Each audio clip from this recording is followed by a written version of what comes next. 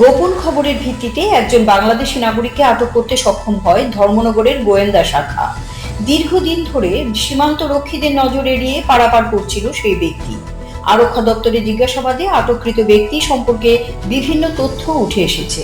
প্রসঙ্গত, উত্তর জেলায় বাংলাদেশি নাগরিকদের অনুপ্রবেশের ঘটনা ইতিমধ্যেই বেড়ে উঠেছে।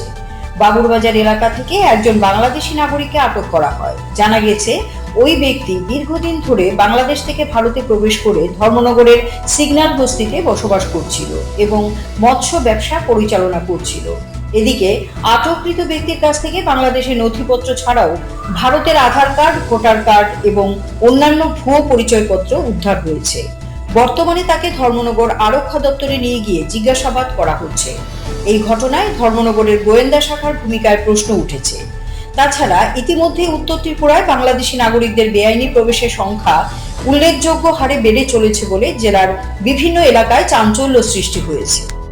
Received information that there was one Bangladeshi residing here for quite some time, staying in Signal Basti area. So we have arrested him.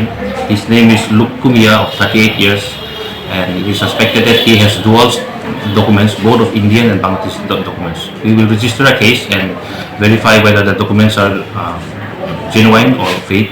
So investigation is being initiated. Siri TV, channel for news and entertainment.